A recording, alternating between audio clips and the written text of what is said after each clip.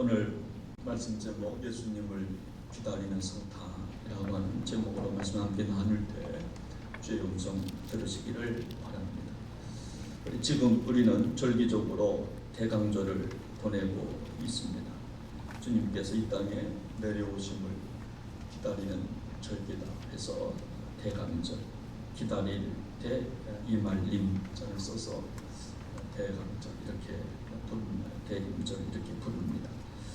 물론 우리가 주님을 기다린다고 하는 것은 대강절 절기뿐만 아니라 모든 예배 행위, 모든 날이 주님을 기다리며 사모하는 시간이 되어야 좀 하겠지만, 특별히 우리가 오늘 이 4주간을 통하여 주님을 더 사모하고 기다리는 절기가 대강절이 됩니다. 오늘 우리 대강절 세 번째 주를 맞이해서 말씀 제목처럼 예수님을 기다리는 성탄이라는 제목으로 우리가 함께 귀한 말씀 나눌 때에 정말 기다림이 내 마음에 새겨지고 그리고 준비하고 잘 기다려서 주님을 만나는 그런 성탄절 되시기를 바랍니다.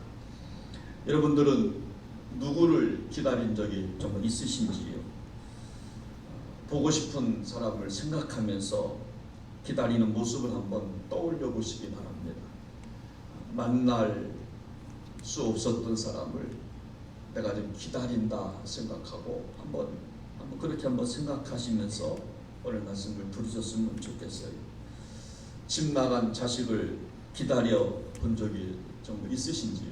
집 나간 자식, 제가 언젠가 말씀드렸지만 우리 아들이 하루 집 나갔는데 아비의 마음을 얼마나 기다려지는지, 하루가 아니라 10일, 100일, 1000일, 몇 년 된 아들 집에 돌아오기만을 기다리는 부모를 한번 떠올려 보시기를 바랍니다.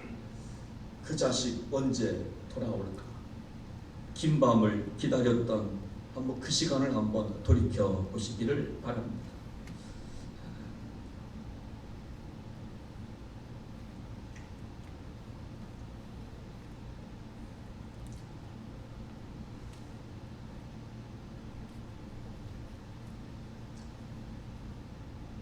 그래서 기다림이라고 하는 것은 단순히 시간만 기다리면서 좀 언젠가 오겠지 아마 하는 그런 마음은 좀 아닐 것입니다. 어떤 기다림이라고 하는 이 단어 속에는 가슴속 깊은 곳에서부터 사모하는 격렬한 감정이, 아마 복받친 감정이 아마 기다림이라고 하는 단어 속에 숨겨 좀 있을 것입니다. 지금 어디 올까? 어디서 뭐 할까? 내님은 어디서 어떻게 어떤 모습으로 보내고 뭘 먹고 있을까? 누구와 만날까 하는 그런 단어가 바로 기다림이라고 하는 것입니다. 그리고 마치 누가복음 2장의 시므온처럼 그냥 기다림이 아니라 의롭고 경건에 힘쓰면서 기다리는 절기가 바로 기독교의 대강절이라고 하는 것입니다. 그리고 왜 시몬은 정말 메시아를 기다렸을까요? 누가복음 2장 25절 말씀을 보면 이렇게 나와 있습니다. 예루살렘에 시몬이라 하는 사람이 있으니 이 사람은 의롭고 경건하여 이스라엘의 의로를 기다리는 자라, 성령이 그 위에 계시더라. 여러분, 우리 시대에 정말 의로가 필요하기 때문이라는 겁니다. 시몬이라고 하는 사람은 시대의 의로가 필요했기 때문에 기다렸다라고 하는 것입니다. 그 어떤 것으로도 채울 수 없는 의로가 필요한 시대가 바로 지금 우리 시대인 줄로 믿습니다. 예수님 태어날 당시 상황을 한번 돌이켜보면 정치적으로 피폐한 시간이었습니다. 정신적으로 피폐하고 정치적으로 로마의 압제를 당하고 있는 시간이었습니다. 헤롯 왕의 통치로 종교적 암흑기였습니다. 말라기 선지자 이후에 선지자가 없었던 시간이었습니다. 이 시간을 신구약 중간기라 그렇게 부릅니다. 사회적으로 도덕과 윤리가 무너진 시간이었습니다. 경제적으로 빈부격차가 너무나 심한 그런 상황이었기 때문에 시몬은 더욱더 간절한 마음으로 위로자 메시아를 기다렸던 것입니다. 저는 이번 크리스마스를 통해서 우리를 정말 위로하실 예수님을 기다리고 기다리다가 주님을 만나는 은총을 경험하시기를 주의 이름으로 축원합니다. 금년도 크리스마스를 준비하고 맞이하면서 저는 먼저 누림의 은혜가 있었으면 좋겠다 하는 마음이 제 안에 있어요. 우리 사랑하는 부평제일교회 성도들은 마음속에 누림의 은혜가 있었으면 좋겠다. 여러분, 누림의 은혜가 뭐냐면 성탄절을 통하여 내가 먼저 기뻐해야 한다는 거예요. 기쁨을 내가 먼저 누려야 한다는 것입니다. 감사함이 넘쳐나야 한다는 것입니다. 그 이유는 내가 먼저 누려야 우리가 누림을 나눌 수 있기 때문에 그렇습니다. 내 안에 기쁨이 없는데 어떻게 기쁨을 줄 수가 정말 있겠습니까?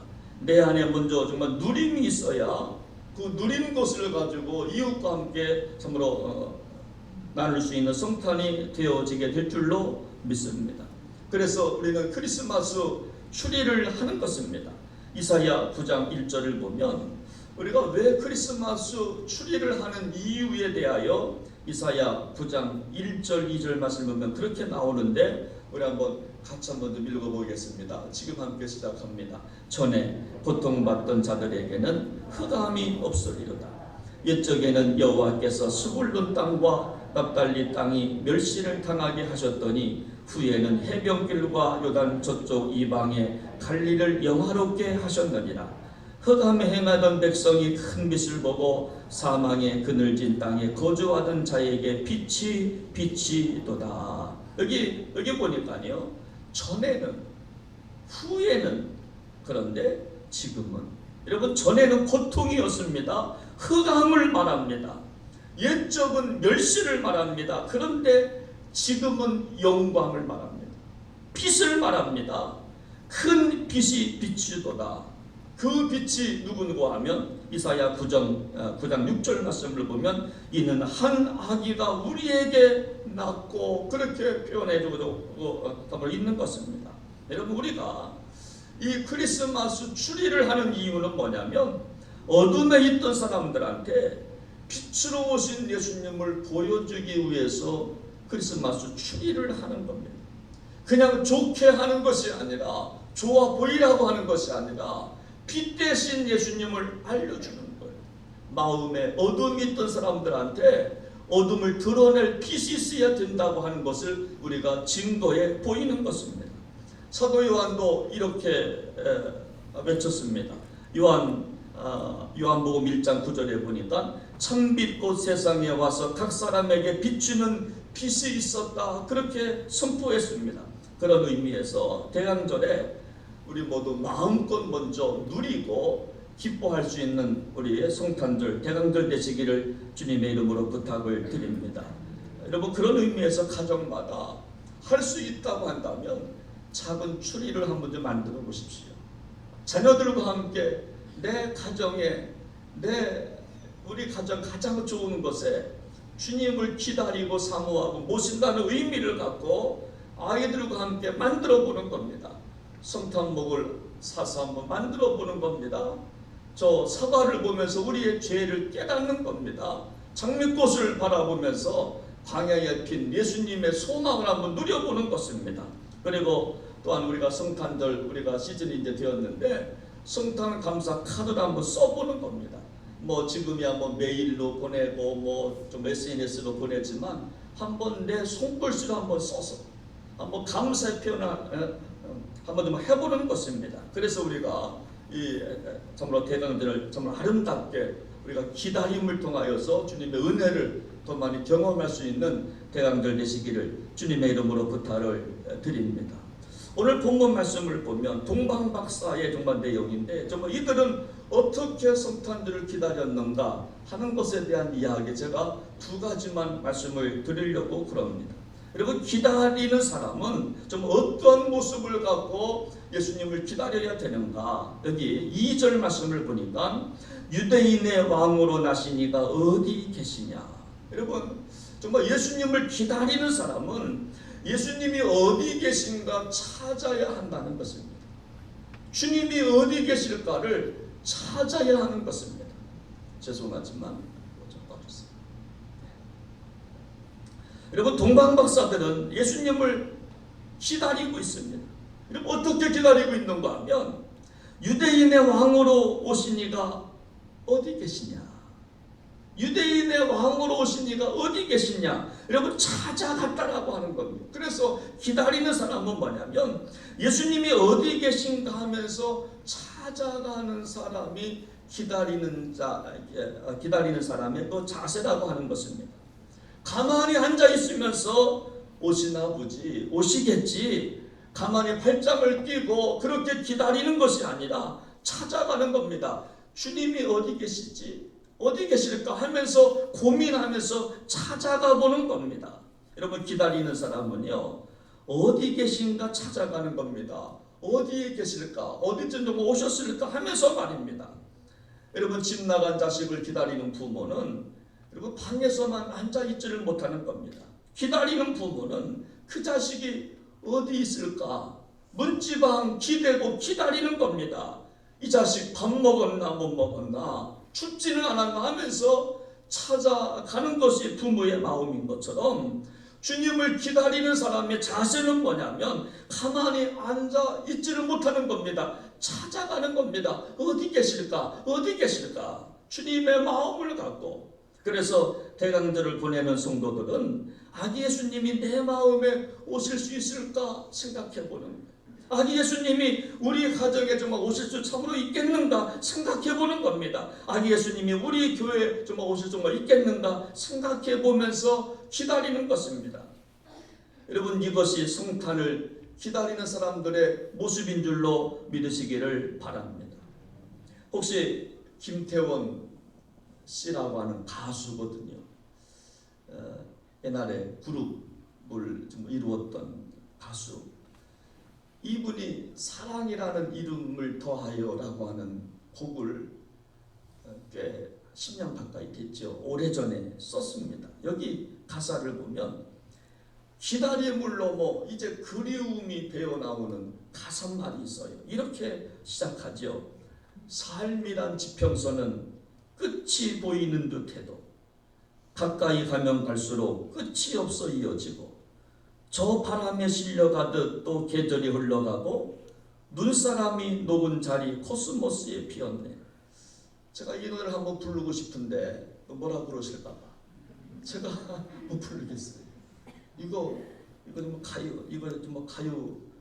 이거 그런 건데 제가 이거 부르려고 유튜브를 내가 몇 번 들었거든요. 근데 여기 이런 가사말이 있어요. 그리움이란 이름에 사랑이라는 이름을 더하여. 여러분, 그리움이 뭐냐면 그림이 하는 이름 위에 사랑이라는 이름을 더한다는. 또 말합니다. 기다림이란 이름에 소망을 더하여. 이게 기다림이라. 가만히 앉아 있는 게 아니라 소망을 담아서 기다리는. 가만히 앉아서 기다리는 게 아니라 사랑이라는 이름을 얹어서 기다리는. 그래서 여러분, 기다림이라고 하는 것은요, 아픔일 수 있는 거예요. 여러분, 사랑이라는 것은요, 아픔일 수 있는 겁니다. 기다림은 아픔일 수 있는 겁니다. 기다림이라고 하는 것은 만날 수 있다는 설레임도 있지만 기다림이나 혹시 만나지 못하면 어떻게 하지 하면서 기다리는 아픔이 존재하는 것이 바로 기다림의 단어라고 하는 거예요. 여러분, 씨름 좋아하시는지요? 씨름 선수를 생각해 보면요, 씨름 선수는 찬스를 잡기 위하여 삿발을 꽉 잡습니다. 삿발을 잡고 여러분 가만히 여러분 기다리는 게 아닙니다. 땀을 흘립니다. 찬스 한 번을 잡기 위해서 상대방의 삿발을 잡고 3분이건 5분이건 기다리고 있지만 힘을 쏟아내면서 기다리는 겁니다. 가만히 기다리는 게 아닙니다. 땀을 흘리면서 기다리는 것입니다. 사랑하는 여러분, 성탄을 앞에 두고 정말 예수님을 정말 이와 같이 기다림이란 이름에 소망이라는 이름을 더하여, 기다리라는 이름에 사랑이라는 이름을 더하여서 사모하며 그렇게 한번 기다려 보시기를 바랍니다. 동방 박사들은 말합니다. 주님이 어디 계시냐? 주님이 어디 계실까? 오늘 저와 정말 여러분들도 대강절에 예수님을 정말 그런 마음을 갖고 찾으시고 기다리시다가 주님을 만나는 은총을 경험하시기를 주의 이름으로 축원합니다. 그래서 동방 박사들은 동방에서 별을 보고 서방으로 옮기는 겁니다. 그 예수님을 찾다가 어디 계시냐 찾다가 동방에서부터 서방으로 그 머나먼 길을 마다하지 아니하고 가는 겁니다. 그곳이 어디였습니까? 베들레헴이었습니다. 여러분, 베들레헴이라고 하는 말은 떡집이라고 하는 말입니다. 즉 교회를 말합니다. 교회의 뜻은 떡집입니다. 다양한 사람들이 모여서 복음이라고 하는 절구통에 우리가 빠져서 한마음 한뜻 되는 것이 바로 교회라고 하는 겁니다. 그 베들레헴으로 동방 박사들이 가는 것입니다. 그래서 대강절에 우리가 꼭 해야 할 일은 뭐냐면 베들레헴에 오신 예수님을 묵상하는 겁니다. 떡집, 교회에 좀 오신 예수님을 생각하는 겁니다. 아, 교회는 뭐 하는 곳일까? 교회는 이 시대에 왜 필요한가를 교회를 한번 묵상해 보는 겁니다. 그 중에 베들레헴 가운데서도 마구간에 오신 예수님, 그 이유는 무엇일까? 왜 우리 예수님은 그 정말 냄새나는 그곳에서 좀 오셨을까 하는 것을 우리가 생각하며 고대하며 기다리는 것이 바로 대강절인 줄로 믿으시기를 바랍니다. 두 번째, 예수님을 기다리는 사람은 어떤 모습으로 기다려야 할까? 우리 2장 2절 다시 말씀을 보면 유대인의 왕으로 나신 이가 어디 계시냐? 우리가 동방에서 그의 별을 보고 그에게 경배하러 왔노라. 여러분, 여기 이제 동방에서부터 별을 보고 그에게 경배하러 왔다 이렇게 말하는데, 이 뜻은 뭐냐면 아무리 멀어도 힘들어도 기꺼이 찾아가야 한다는 거예요. 힘들고 어렵다고 신앙생활 포기하는 것이 아니라 그래도 걸어가야 한다는 거예요. 십자가의 길을, 그 길을 따라가는 것이 쉽지 않지만 그래도 십자가의 길을, 순교자의 삶을 가지고 짊어지고 걸어가야 된다는 거예요. 동방 박사들은 어디서부터 정말 가셨습니까? 동방에서부터. 여러분, 예루살렘은 지중해 서쪽입니다. 그래서 동방은 지금 바벨론, 지금 이라크 쪽입니다. 그곳에서부터 끝자락 지중해까지, 예루살렘까지 찾아간 것입니다. 산을 건너, 강을 건너, 바다를 건너 짐승의 위험을 다 피해서 거기까지 간 것입니다. 그러므로 우리가 예수님을 기다리고 좀 있다라고 한다면 힘들고 어려워도 그곳까지 가는 거예요. 괴로워도 천성을 포기할 수가 없는 겁니다. 천국 가는 믿음, 힘들고 어려워도 포기할 수가 없는 거예요. 내 몸이 아파도, 가정에 우환이 있고 어려움이 있어도 천국 가는 길을 우리가 멈출 수가 정말 없는 겁니다. 찬양하는 거 우리가 끝마칠 수가 없는 것, 계속해서 찬양을 해야 되는 것입니다. 그래서 저는 기다림이라고 하는 것은 뭐냐면 과감한 투자라고 해석을 해보는 겁니다. 여러분, 기다림이 뭐냐? 여러분, 소망을 넘어서 사랑이라는 이름을 넘어서 과감한 투자요, 희생과 헌신이 바로 기다림인 줄로 믿으시기를 바랍니다. 때때로 기다리다가 지칠 때도 있습니다. 아플 때도 있지만 포기하지 않고 기다리는 것입니다. 그러므로 기다림이라고 하는 것은 투자인 것입니다. 헌신인 것입니다. 소망이라는 이름을 위하여 투자해 보는 겁니다. 사랑이라는 이름을 위하여 헌신해 보는 것입니다. 우리 다음 주는 성탄주일입니다. 예수님을 기다리는 주일입니다. 성탄목을 보면서 또 찬양을 하면서 기다리는 것입니다. 여러분들은 정말로 주님을 헌신하며 기다리고 계시는지, 오늘 동방 박사들처럼 귀한 예물을 준비하며 기다리고 계시는지요? 우리가 참으로 이렇게 기다린다면 의미가 다르게 다가올 것입니다. 여러분, 참치 좋아하시는지? 여러분, 참치 좋아하시나요? 안 좋아하시나요? 꽁치는 좋아하시나요? 저는 참치가 더 맛있더라고요. 세계 참치의 70-80%를 일본 사람들이 소비한다고 합니다. 1억 2천만 명이 참치를 그렇게 좋아한다고 그래요. 특히 오마 참치라고, 오마해요. 물살이 빠른 그곳에서 잡는 참치가 그렇게 좋다라고 그럽니다. 근데 가격이 좀 얼마나 일까? 오마 참치 한 마리, 약간 20kg짜리가요 2억이라고 그럽니다. 안 놀라시? 한 명만 놀라시다. 20kg 한 마리 꽁치가 아닙니다. 참치입니다. 2억 정도 간다고 합니다. 그래서 요리사들도요, 오마의 참치로 요리하는 것이 소망이라고 합니다. 그 참치 하나 가지고 요리하는 것이 소망이라 할 정도로, 그래서 오마 참치의 별명이 뭐냐면 바다의 검은 보석. 바다의 검은 보석. 여러분, 그런데 이걸 좀 어떻게 정말 잡는가가 중요한데, 여러분 정말 이 참치는요 외줄로 잡는다고 합니다. 줄 하나, 낚싯줄 하나로 잡는데, 그래서 한 달 동안 한 마리도 못 잡는 경우도 많다라고 합니다. 그래서 한 마리 잡으려고 한 달, 두 달을 바다에 나가는 겁니다. 줄 하나로 오마 참치를 잡는 겁니다. 한 마리 잡으면 얼마? 2억이니까. 잡으려고 그런다는 겁니다. 기자가 물었지요. 그렇게 허탕칠 때도 많은데 왜 잡으려고 그러십니까? 힘들지 않으십니까? 이렇게 대답을 합니다. 그렇게 쉽게 잡힌다면 어찌 바다의 검은 보석이라고 말할 수가 정말 있겠습니까? 그래서 힘들어도 수고할 가치가 있는 것이지요. 제가 이걸 읽다가 가슴이 무거워졌어요. 우리가 예수님을 기다린다고 하고 만난다고 하는데 우리는 너무 쉽게 생각하고 있는 것은 아닐까 하는 내 마음에 정말 와닿는 마음이 있어서 제가 마음이 무거워졌어요. 참치 한 마리 잡기 위해서도 이렇게 몸부림을 치는데 우리를 구원하신 예수님 만나기 위해서 우리는 얼마나 몸부림치고 있는가.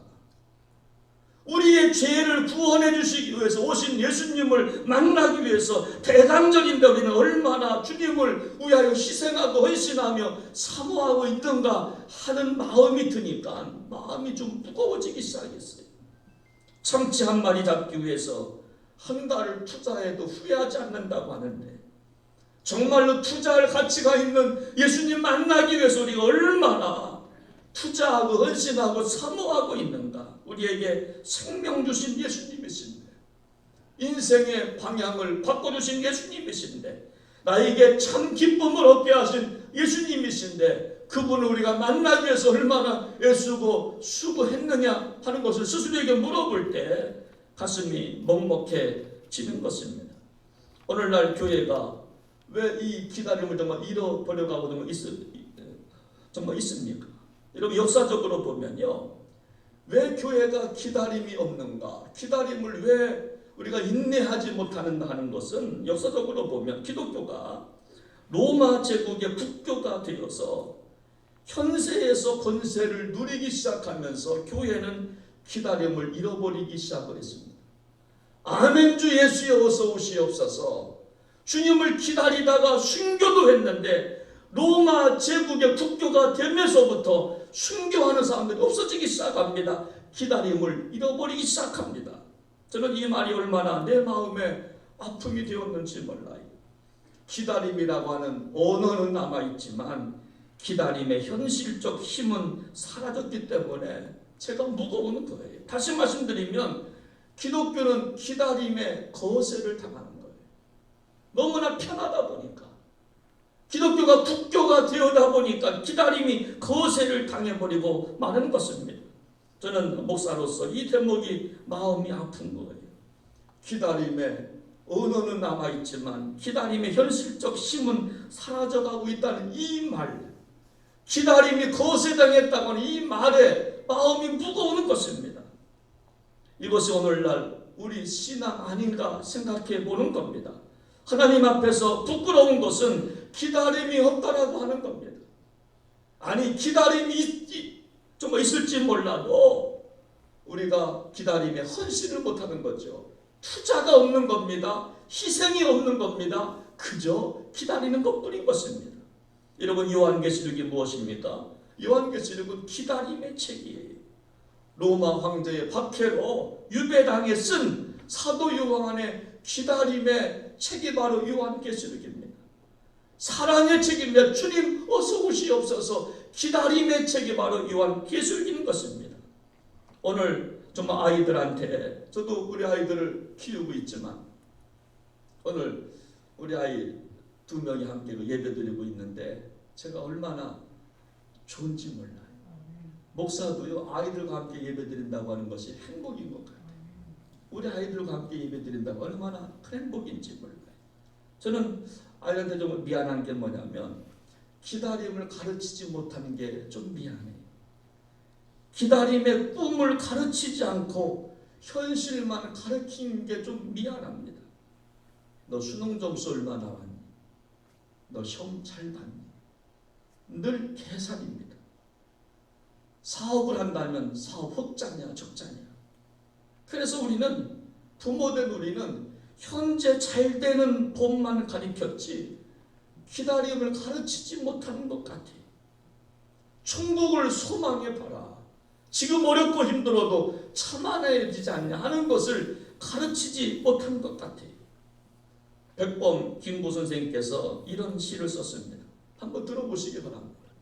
눈 덮인 들판을 걸어갈 때에 함부로 어지러이 걷지 말라. 오늘 내가 걸어간 발자국은 반드시 뒤따르는 사람들의 이정표가 되리니. 우리의 발걸음조차 아비의 발걸음조차 함부로 걷지 말라는 거예요. 왜? 누군가가 따라오고 있기 때문에. 우리의 말 한마디 함부로 하지 말라는 거죠. 왜? 누군가가 듣고 있기 때문에. 반드시 뒤따르는 사람들의 정말 이정표가 되기 때문에 그렇습니다. 오늘 우리는 물어야 합니다. 우리는 우리 자녀들한테 어떤 발자국을 보여줬나를 스스로한테 물어봐야 하는 겁니다. 그 발자국을 보고 우리 자녀들은 따라오고 있는가를 한번 물어봐야 하는 겁니다. 나는 부모된 아빠로서 올바로 걸어가고 있나 생각해보는 겁니다. 히브리서 12장 2절에 보면 예수를 바라보자. 그 앞에 있는 기쁨을 위하여 십자가를 참으신 예수님을 바라보자라고 가르쳤는가 하는 것입니다. 그러므로 오늘 우리가 밟아야 할 발자국은 예수님의 발자국을 보고 따라가야 할 줄로 믿습니다. 주님의 발자국, 우리보다 앞서가신 예수님의 이 길이 진리라고, 이 길이 소망이라고, 이 길이 생명이라고 앞서가신 예수님의 발자국을 우리는 참으로 따라가는 것이 기다림의 신앙인 줄로 믿으시기를 바랍니다. 우리가 왜 성경을 읽어야 합니까? 성경은 예수님의 발자국을 기록한 책이기 때문에 성경을 듣고 읽어야 하는 것입니다.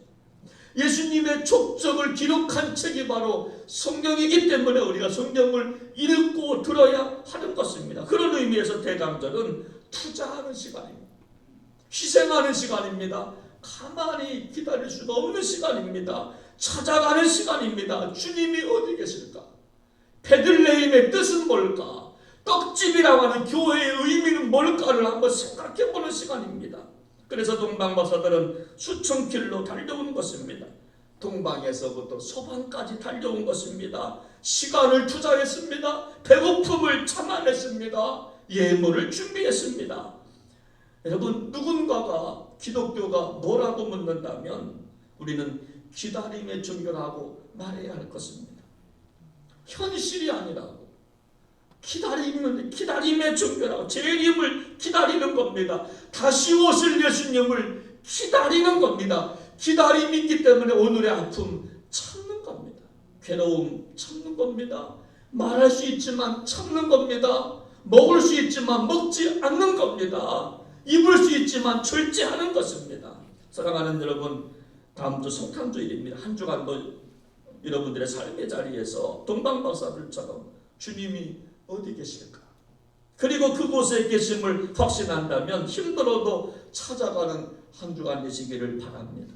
그곳이 서방이든, 그곳이 정말 가난한 자의 이웃이든, 그곳이 용서하지 못할 사람의 마음이든 찾아가시기 바랍니다. 이것이 성탄절을 기다린 사람의 모습인 줄로 믿습니다. 오늘 말씀을 마무리하면서 한번 불러보고 싶은 찬양이 있어요. 이거 한번 부르려고 그래요.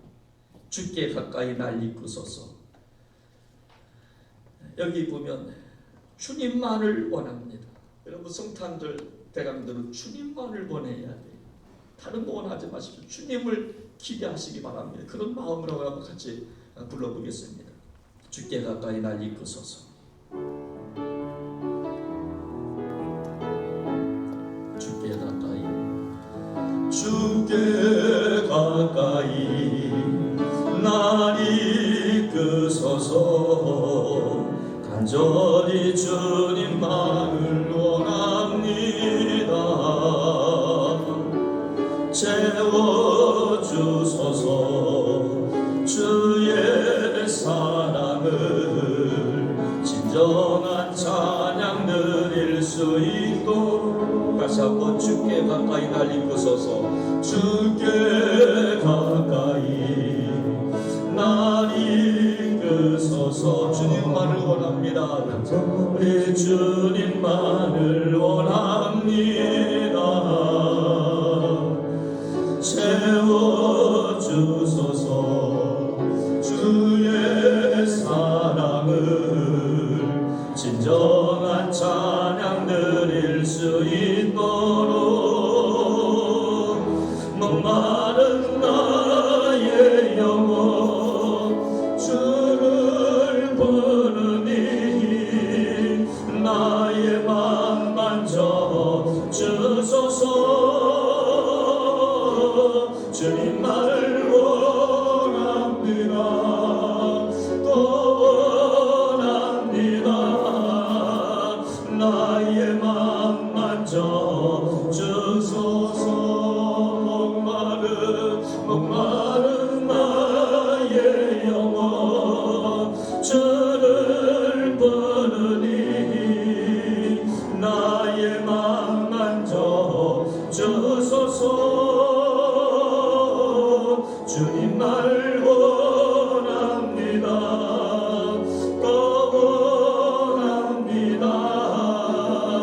나의 맘 만져 주소서. 다시 한번 목마른 사슴처럼 목마른 나의 영혼 주를 부르니 나의 맘 만져 주소서. 주님만을 원합니다. 또 원합니다. 나의 맘 만져 주소서. 함께 시간 잠깐 함께 시간 기도하기 원합니다. 대감절 세 번째 주일입니다. 주님을 기다리는 것입니다. 그저 오시겠지 하며 기다릴 수 없습니다. 찾아가야 합니다. 베들레헴에 오신 예수님, 떡집에 오신 예수님, 우리에게 왜 교회가 필요한지, 교회의 복은 무엇인지 생각해보는 절기가 바로 이 대감절인 것입니다. 힘들고 어려워도 우리 기다림을 포기할 수가 없습니다. 기다림이란 이름의 사랑을 통하여, 기다림이란 이름의 소망을 잊기 때문에 우리는 포기할 수가 없습니다. 여러분, 뭐가 힘드십니까? 어떤 것이 내 발목을 잡고 있습니까? 무엇을 생각하면 그렇게 괴롭습니까? 그래서 포기하려고 하십니까? 우리는 이 신앙생활 포기할 수 없습니다. 교회의 거룩함을 포기할 수가 없습니다. 기다리겠습니다. 더 기다리겠습니다. 소망을 바라보며 기다리겠습니다. 그 믿음 달라 함께 시간 기도하기 바랍니다. 잠깐 기도합니다. 하나님 아버지, 하나님 아버지, 하나님 아버지, 하나님 아버지, 우리는 얼마나 기다리고 있습니까? 주님만을 얼마나 원하고 있습니까?